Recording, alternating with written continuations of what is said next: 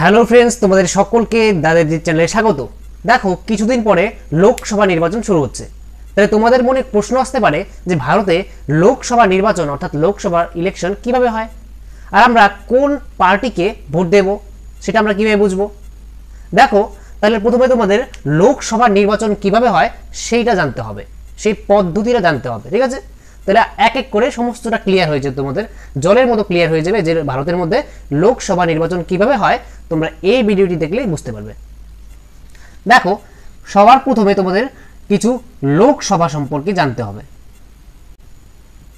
দেখো, লোকসভা ভারতের যে পার্লামেন্ট, সেই পার্লামেন্টের যে নিম্নকক্ষ তার নাম হচ্ছে কি, তার নাম হচ্ছে এই লোকসভা। ঠিক আছে, এটাকে বলা হয় নিম্নকক্ষ। তাহলে এই নিম্নকক্ষে বর্তমানে কিন্তু 543টি সিট আছে।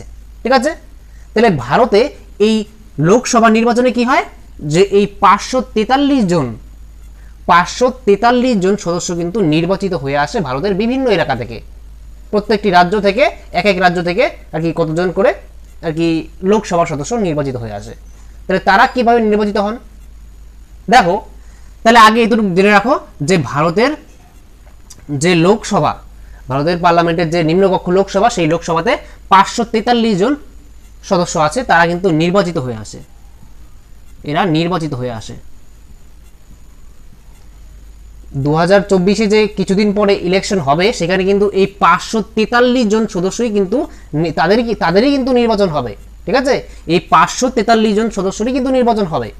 তারপরে যেই আর কি যেই পার্টি এই 543-এর মধ্যে 50% ভোট পেয়ে যাবে, এই 543-এর 50% ধরতে পারো, 50%-এর বেশি আর কি, 50%-এর যে বেশি পাবে সেই তার সরকার বানাবে।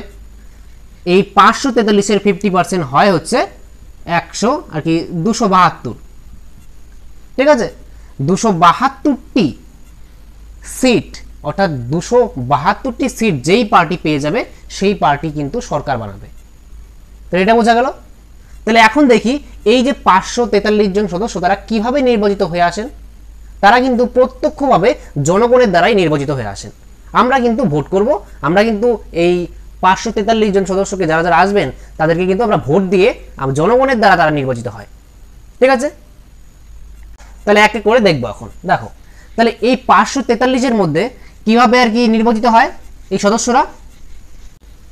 আর মনে রাখবে এই 543 আর আগে কিন্তু দুজন রাষ্ট্রপতি কিন্তু দুজনকে মনোনীত করতে পারত, কিন্তু বর্তমানে কিন্তু এই দুজন সদস্যকে লোকসভায় মনোনীত করা হয় না, কারণ 104তম সংবিধান অনুযায়ী, ঠিক আছে, 104তম সংবিধান অনুযায়ী 2020 সালে কি করা হয়, এই ইঙ্গো ভারতীয় সদস্যর যে পদটা ছিল, অর্থাৎ রাষ্ট্রপতি লোকসভায় দুজন ইঙ্গো ভারতীয় সদস্য অর্থাৎ অ্যাংলো ইন্ডিয়ান সদস্যকে মনোনীত করতে পারত, তাদেরকে কিন্তু এখন তার পদটা কি বাতিল করা হয়।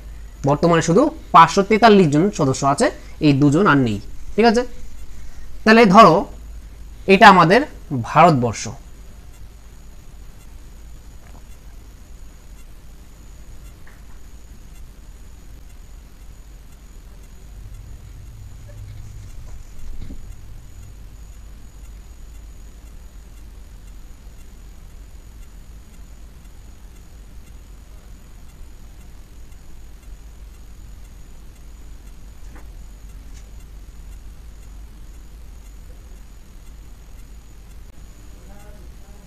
ধরো এটা মোটামুটি আমি একটা ভারতের ছবি আঁকলাম। ঠিক আছে, অতটা ভালো হয়নি, তোমরা বোঝার জন্য দেখো যে লোকসভা আর কি লোকসভার সদস্যরা কোথা থেকে নির্বাচিত হবে।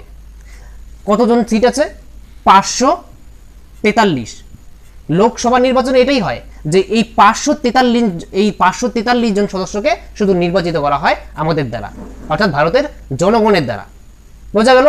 আর যেই পার্টি সবচেয়ে বেশি সিট পেয়ে যাবে, অর্থাৎ অর্ধেকের বেশি, 50%-এর বেশি, অর্থাৎ 272টি সিট, সেই পার্টি কি করবে, যে সরকার বানাবে।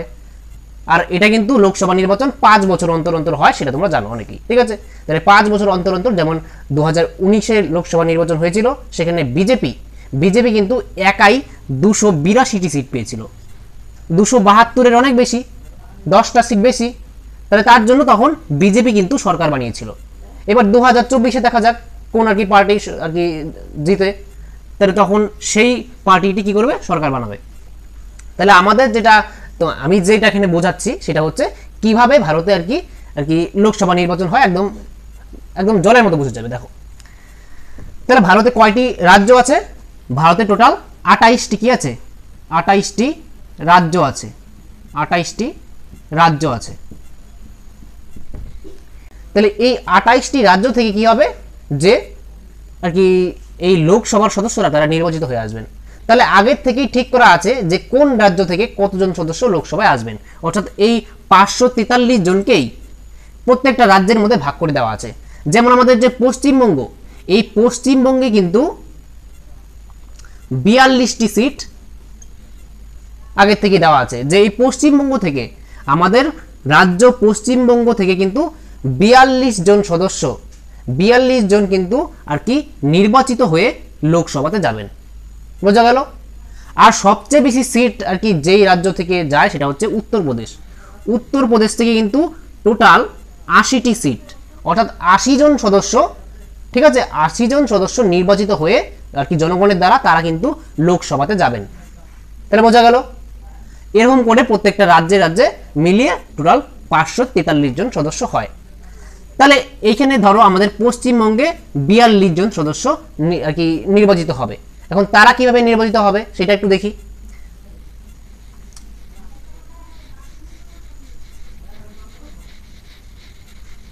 দেখো তাহলে এই 42 জন যে সদস্য পশ্চিমবঙ্গ থেকে নির্বাচিত হয়ে আসবে তারা কিভাবে নির্বাচিত হবে?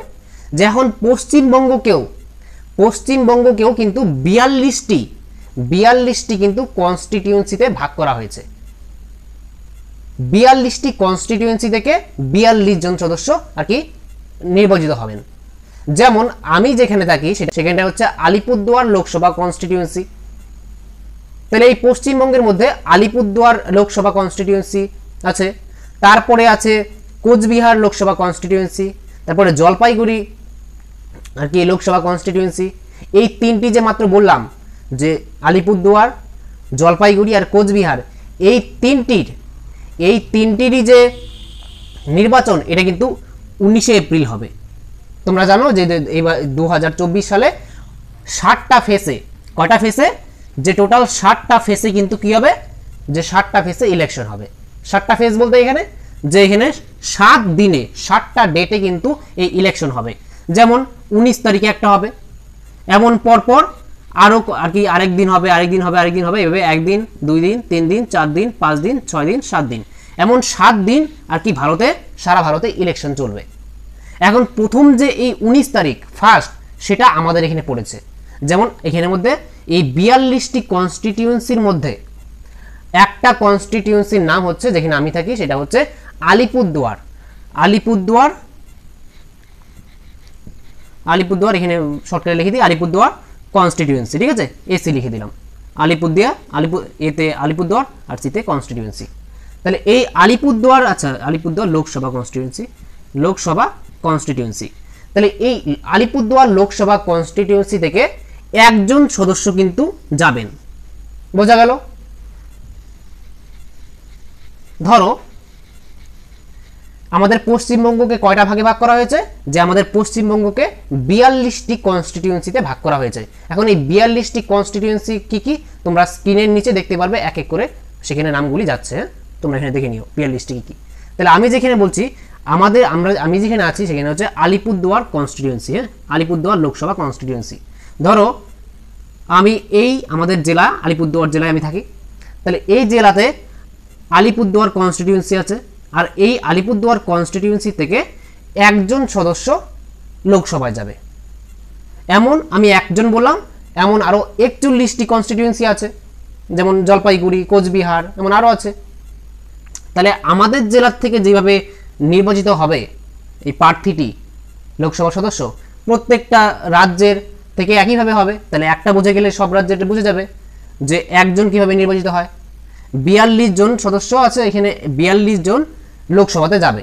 তাহলে এই 42টি আর কি ভাগে ভাগ করা হয়েছে পশ্চিমবঙ্গকে। তাহলে পশ্চিমবঙ্গকে 42টি ভাগে ভাগ করে, অর্থাৎ 42টি লোকসভা কনস্টিটিউয়েন্সিতে পরিণত করা হয়েছে, আর সেই এক একটি কনস্টিটিউয়েন্সি থেকে একজন সদস্য যাবে।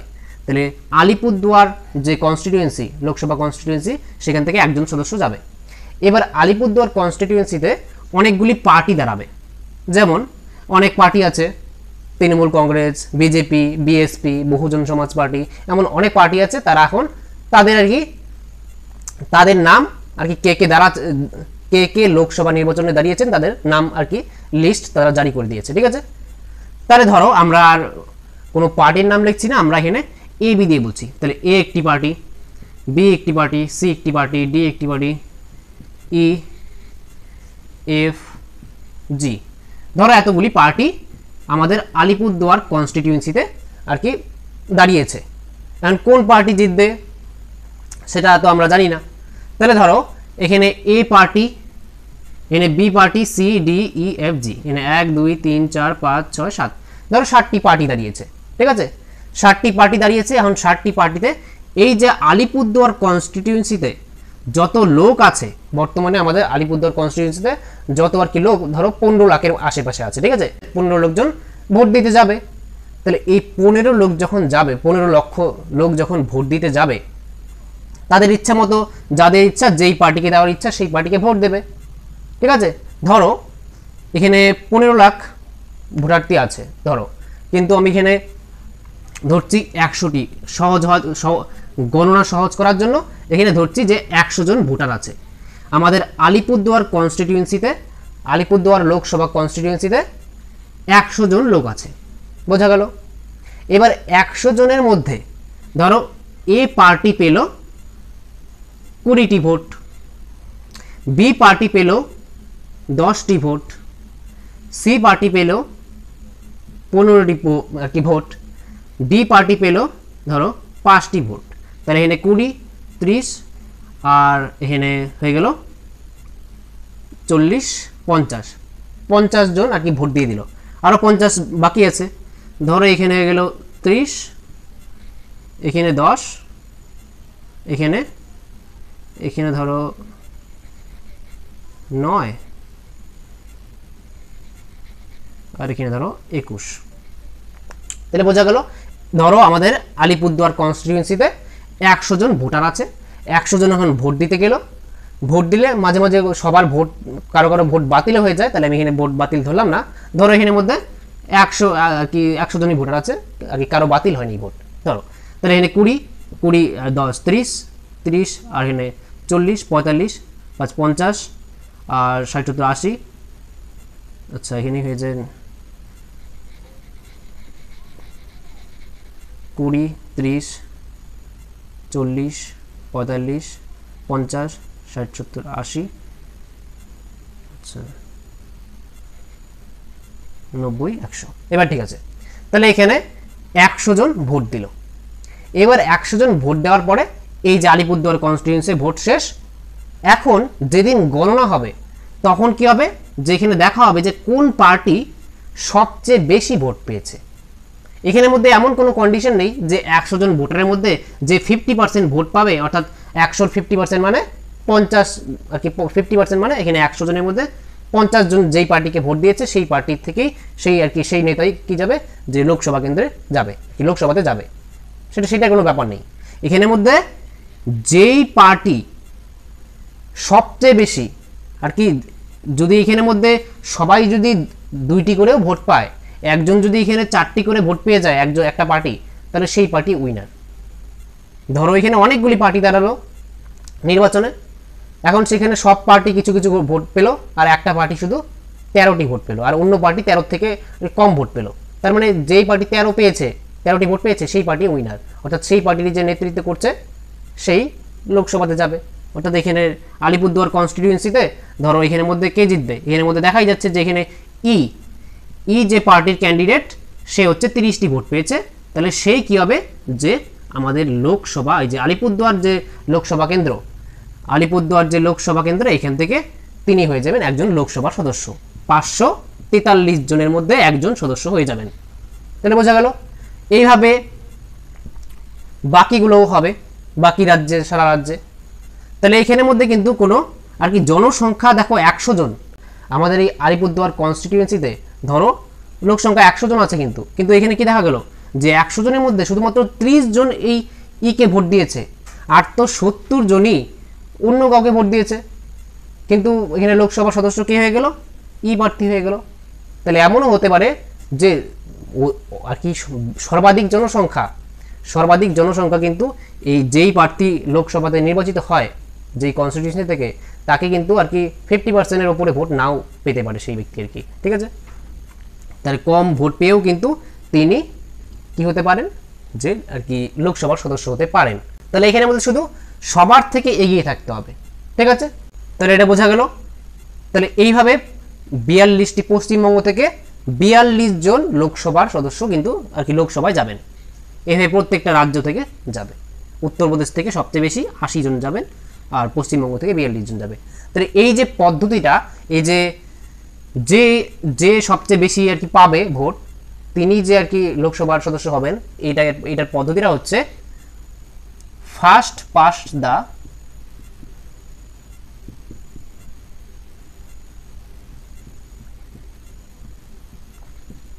পোস্ট সিস্টেম,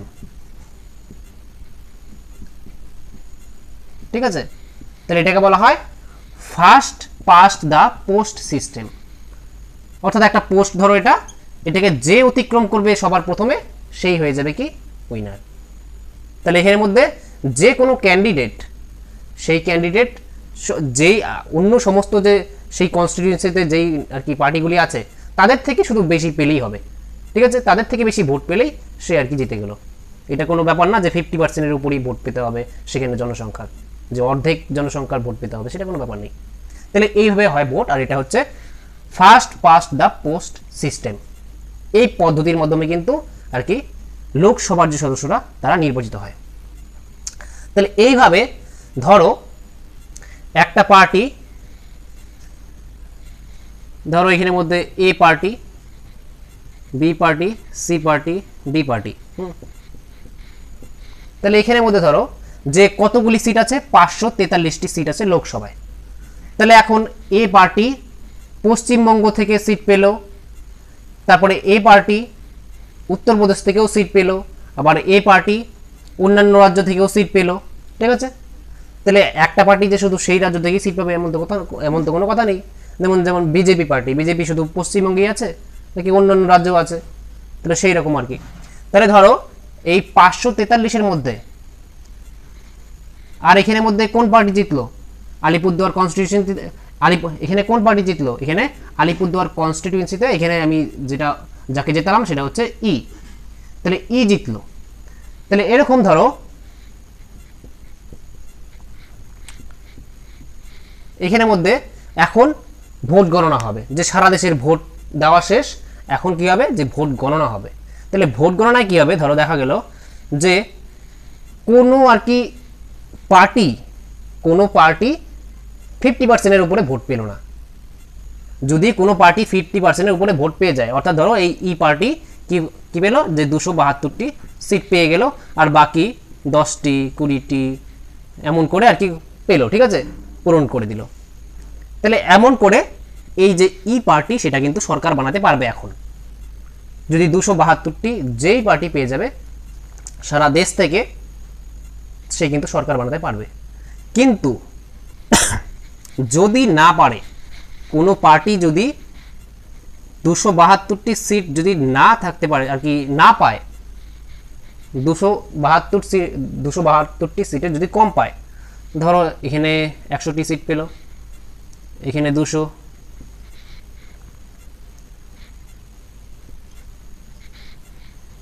400টি হয়ে গেল।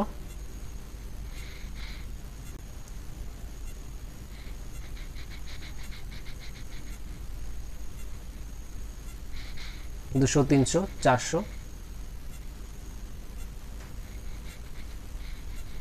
ধরো এটা 200,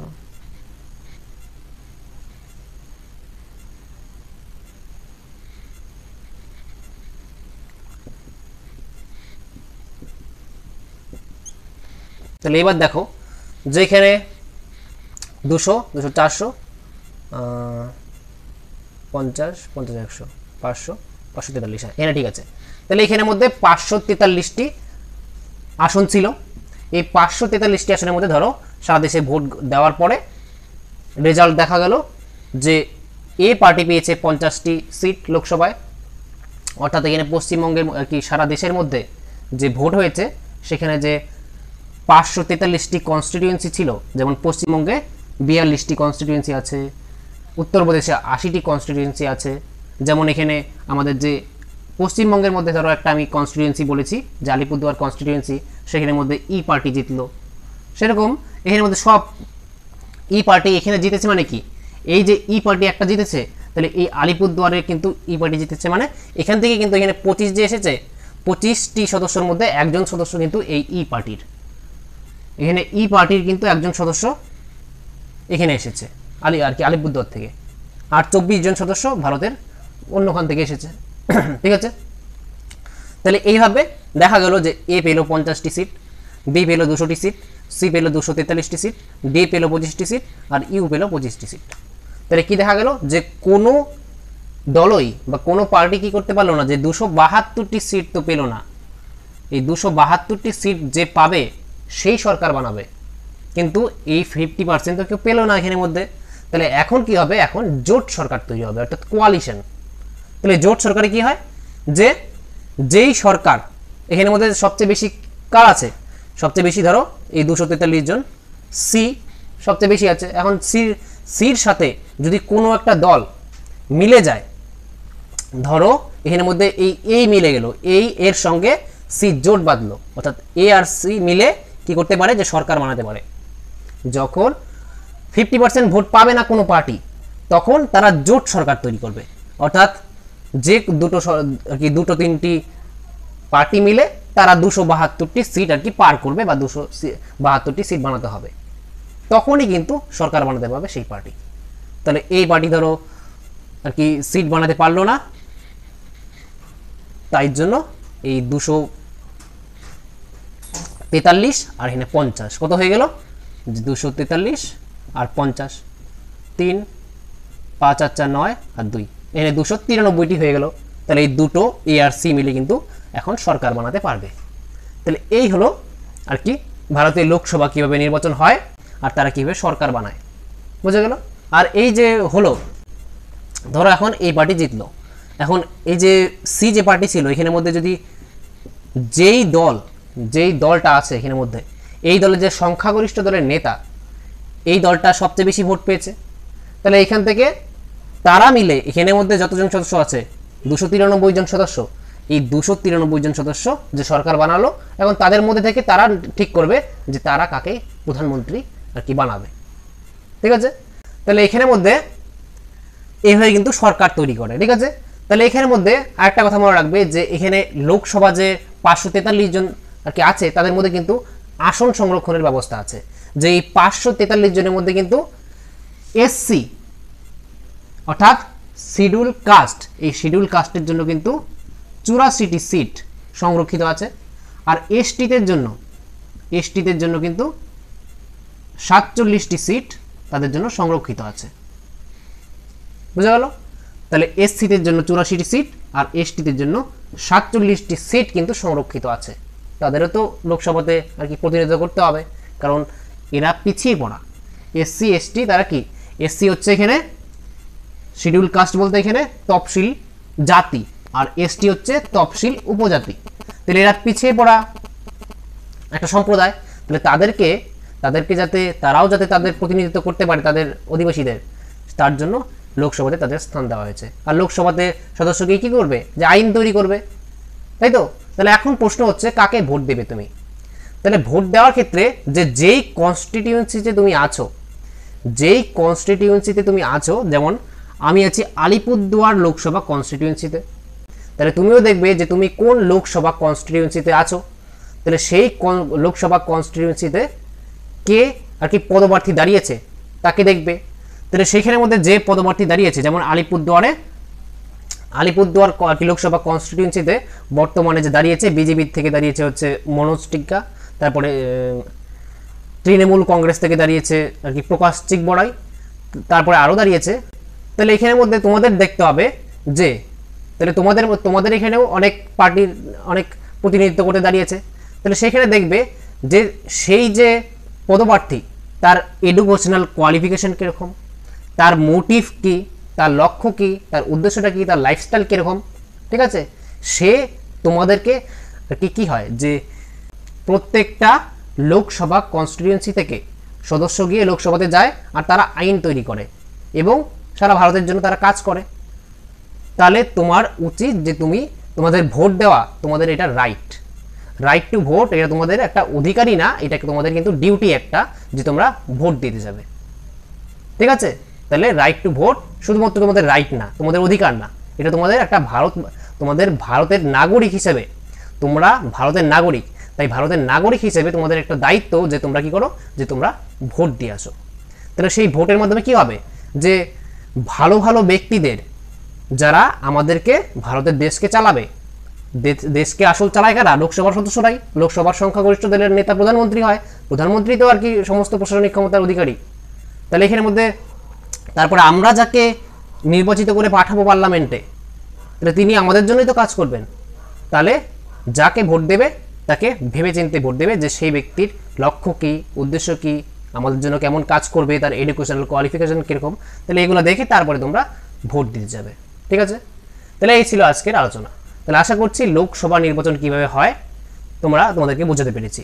তোমরা এই ভিডিওটি প্রচুর পরিমাণে সবার কাছে শেয়ার করো, যাতে সকলেই বুঝতে পারে যে ভারতের লোকসভা নির্বাচন কিভাবে হয়। এটা আমার অনুরোধ, তোমরা এই ভিডিওটি অবশ্যই শেয়ার করো। ভিডিওটি শেষ পর্যন্ত দেখার জন্য তোমাদেরকে অসংখ্য ধন্যবাদ। আর ভিডিওটি শেষ করার আগে বলে নিই যে রাইট টু ভোট এটা তোমাদের শুধু অধিকারই নয়, এটা তোমাদের দায়িত্ব, তাই তোমরা অবশ্যই ভোট দিতে একদম যাবে। ঠিক আছে, তাহলে দেখা হচ্ছে পরে একটি নেক্সট ভিডিওতে।